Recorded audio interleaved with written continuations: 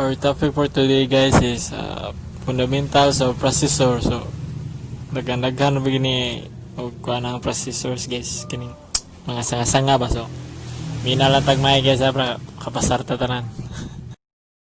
What is processor or CPU or central processing unit? A processor or CPU is an integrated electronic circuit that performs the calculation that run a computer. Computes data sa halos tanan nimong gibuhat sa imong computer siya ang mukuan.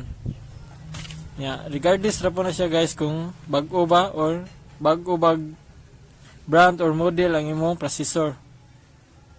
Siya po ang brain sa imong computer, ang processor. Processor components na siya 5 guys. The PCU, Program Control Unit, ALO, Arithmetic Logic Unit, Clock Speed, Word Length, o last year bus width. The first is PCU. Is a component of a computer's central processing unit or CPU that directs the operation of the processor. It tells the computer's memory how to respond to the instructions that have been sent to the processor. So halos tanan computer resources guys are managed by the CPU or central control unit. Provides the timing and control signals to the computer. So in a modern computer design guys, the control unit is typically an internal part of the central processing unit or CPU. So kung unsa yang overall role sa computer guys or iyang introduction, di na yun na mausab. And the second is ALO. ALO is a part of a computer processor that carries out arithmetic and logic operations on the operands in a computer. And ALO is divided into two factor auto units. The EU arithmetic unit and LU is a logic unit. As an ALO po kay guys has a direct input and output access to the processor controller. Kundi sa memory or random access memory guys. ALO perform mathematical operations on binary numbers found at the heart of the computer are one of the most important part of the CPU. The third is clock speed. So clock speed is the rate at which a processor can complete a processing cycle. Gina-measure ni siya guys by megahertz or gigahertz. So 1 megahertz is equivalent to 1 million cycles per second, and 1 gigahertz equivalent to 1 billion per cycles per second. Pero in a general, higher clock speed means a faster CPU. Pero nagdepende ra na siya guys kung ang imong CPU kay bag-o. Kay kung bag-o ang imong CPU guys niya, bisag gamay og clock speed, nindot sige hapon siya gamiton. Mas better siya gamiton kontra sa dako nga clock speed pero karaan nga CPU. So ang ikaapat guys kay word length, word size, or word width refers to the number of bits processed by a computer or CPU. These days typically used 32 bits or 64 bits. And pero so kan guys na say 8 bit, 16 bit, 32 bit, o 64 bit. Pero ang ginagamit karon mo to 32 o 64. The bits number of processor represents the size of a word. That's all. Thank you. Last guys, ang bus width. Bus width refers to the number of bits that can be sent to the CPU simultaneously. Bus speed and bus width control the speed of system RAM of a computer. Example guys kay ISA instruction set architecture support 8 and 64 bits width EISA or Extended Industry Standard Architecture, and MCE Master of Computer Application support 16 and 32 bit widths. And last kay PCI or Peripheral Component Interconnect support 32 and 64 bit widths. Everyone, I'm Daisy Bendebel Pulusan. Here's my report about registers. Registers are type of computer memory used to quickly accept, store, and transfer data and instructions that are being used immediately by the CPU. The registers used by the CPU are often termed as a processor registers. Here's the symbols of registers or data of registers. Data register, address register, accumulator, instruction register, program counter.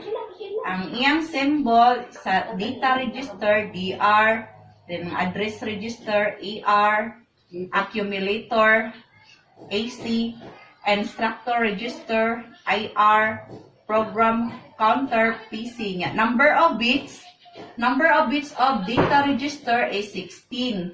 Sa address register, 12. Accumulator, 16. Instruction register, 16. Then program counter is 12. Number of bits niya. Ang function of data register is holds memory operand. Sa address register functions, holds address for the memory. Accumulator, ang iyang function, processor register.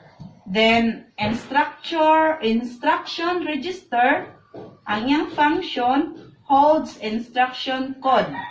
Then, program counter, holds address of the instruction. Craig Sargent and David Hilliard are two classroom teachers, both within computer science and over 30 years experience teaching and comprehensive secondary schools in England. Aim of Craig and Dave is to help you prepare for your computer science exams. Then, computer science tutors. Computer science tutors get help from an expert computer science tutor. If you are in a computer science program, your courses will be formed of math, software, and programming languages, C, C++, Java, machine learning, and Python, which can quickly become extremely advanced and difficult. Next is general purpose registers. General purpose registers are additional registers on the CPU that can be used for either memory address or data as and when they are needed.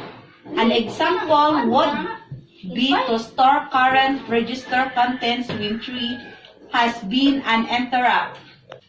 Example of calculation by general purpose registers. In this example, and the instruction is used to show how general purpose registers are actually used. Add point B, ROL, R1H as an instruction for 8-bit addition. Add represents addition and B represents by 8 bits.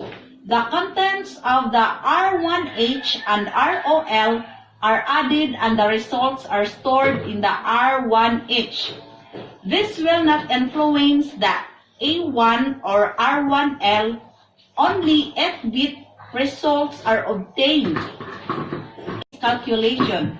For example, you can specify the same register like add when B, R1L, R1L.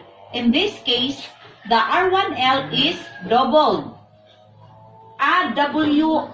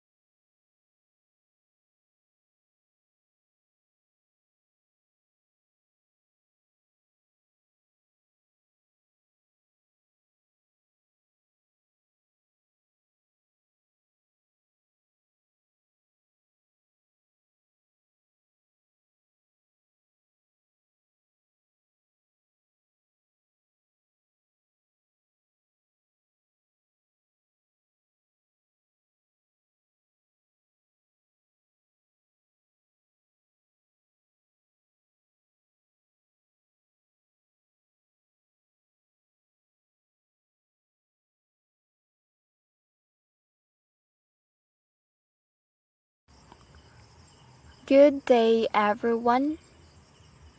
I am Annalisa Colby. Our topic is about memory register.